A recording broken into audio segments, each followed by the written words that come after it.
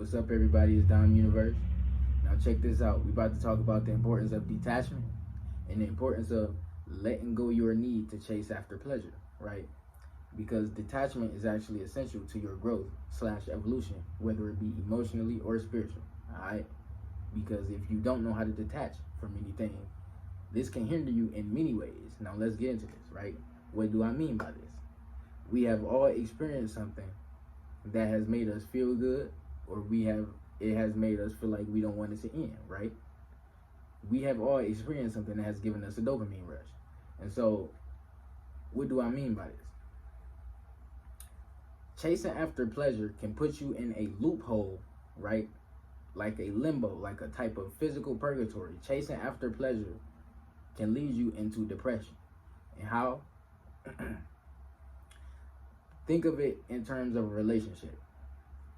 Let's say you with the love of your life, all right?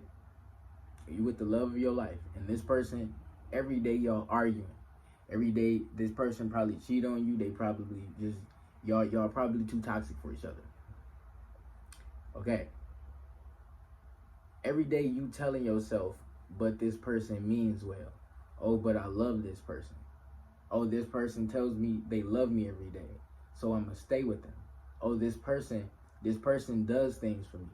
But yet every day you and that person are arguing and are close to physically hurting each other, right? And so again, this is not healthy for your psyche.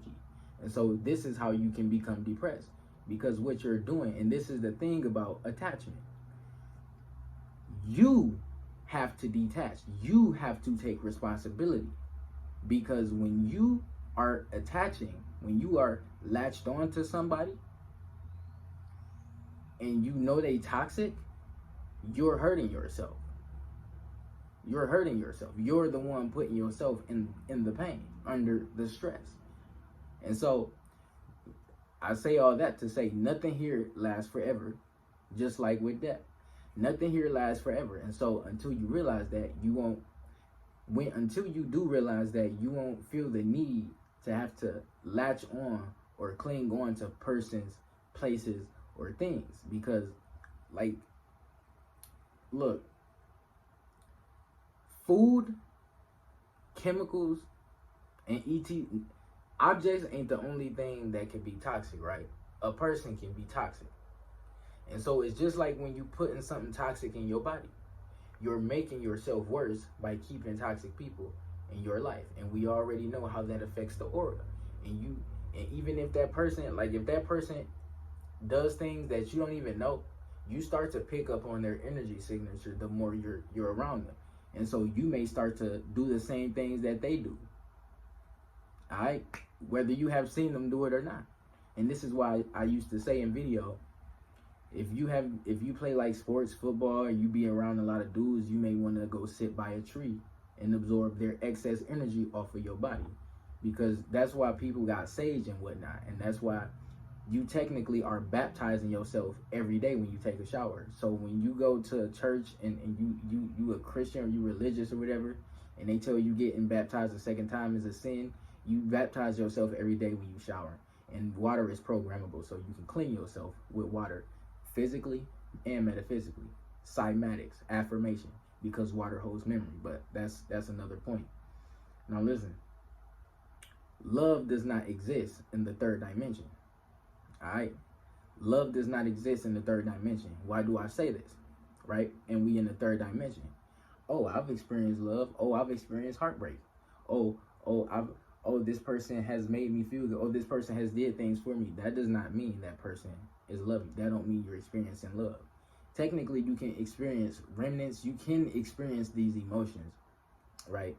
But from a third dimensional standpoint, your consciousness, and this has to do with the lower three chakras because they are third dimensional. That is below your heart. So you're not in love. You think you're feeling love. You're feeling something you think is actually love. You're not feeling love until you reach your heart chakra. All right? Unless you work on love, unless you actually practice selflessness or altruism or things like that, or oneness. All right? Because when we talking about the lower three chakras, these are the three stages of the ego. Okay? It has to do with narcissism and duality. Meaning you have to learn how not to be so how to not be so selfish and learn how to help people, because you share a collective consciousness. When you talking about yourself, that's the I am. That's you seeing from your own experience, okay? Now, you are not just one person.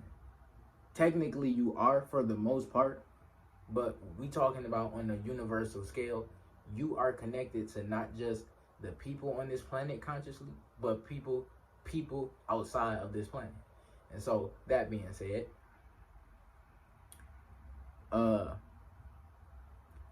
even though love don't exist in the third dimension, this is why I say, find somebody who is like you. You don't necessarily, and I don't want people to think and just be sitting around thinking you gotta wait for somebody to come find you, because it's not necessarily like that. You're not about to just sit in the house and think your love of your life is going to come and find you. Okay? You have to become like the person. Alright? You have to become the you that is supposed to be with that person you expecting to be with. Alright? And so, I say all that to say stop giving so much importance to things. Because what this does is lowering your vibration. It's doing something to your DNA. And most people don't know this, but when you are around people, your DNA, when you're around people who are low vibrational, your DNA retracts and it's like it locks up, all right? Because your DNA is a helix. So low vibrational things actually do affect your DNA. So high vibrational things actually can heal your DNA. So if you're around a high vibrational person, you're doing high vibrational things, you're the place that's making you feel high vibration, you listening to something that's high vibrational, it can unspiral, it can unretract your DNA and it make it spiral. Alright? Fall in love with low vibrational things. And oftentimes people fall in love with things, period. Whether it be material or not. And what do I mean by this, right? Let's look at it from a 3D perspective, an ego perspective. Let's say you and the person just broke up because the relationship was toxic. Now, later on down the road, you thinking about the relationship, right? And you thinking, damn, I actually miss the relationship. You don't miss the person, but you miss the things that you and that person did. So you missed the idea of the person. Because you don't miss toxicity. You don't miss the person. You missed the things that you did.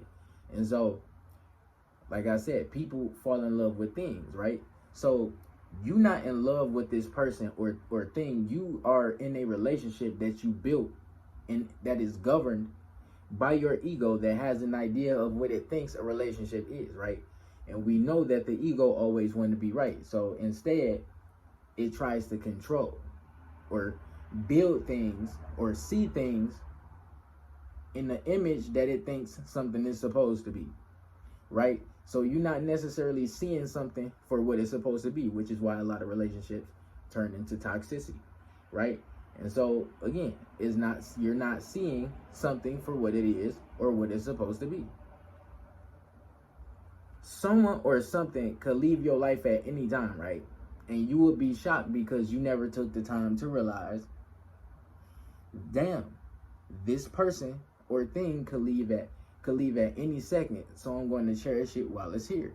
So this is where you get that cliche quote, if you love them, set them free. Now this is true, because if you don't let something free, that is seen as control, right?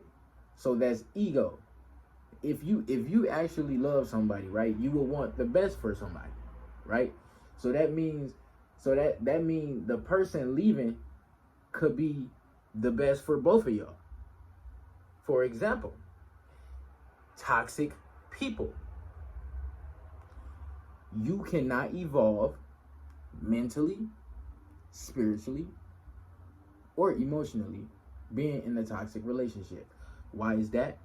You, just like if you engage in dumb shit all the time, if you always seeing dumb shit, you're going to start losing brain cells. Your IQ is going to go down. You're going to become dumber, right? If you're in a toxic relationship and you are hurting yourself, by staying in that relationship, knowing that person is doing you dirty, but you keep going back to him, or you stay in the relationship, you taking the bullshit, which actually leads to you not people losing respect for you. If you letting people hurt you, that person is not going to have respect for you, and you're going to keep getting hurt. But yeah, now when you let a person keep emotionally scar you, all right, and we know the heart carries memory and it thinks, all right, this is neurocardiology. Your heart has neural pathways as well, all right. You keep letting the person consistently emotionally scar you, you are progressively becoming less and less emotionally intelligent. And so when these energies, aka these emotions and these emotions, energies and motions, start to arise into your heart, you are going to have a hard time deciphering these emotions. And so emotions may get trapped. And so this also means your heart chakra is blocked, because your heart chakra has to do with attachment. And so when you having a hard time detaching, your heart is becoming blocked. Just like with forgiveness, you having a hard time forgiving, your heart is going to become blocked. And so I say all this to say, in the light of all of that, let things be. Nothing lasts forever. Even you don't last forever. Not on this planet. I love you all. Like, subscribe, peace.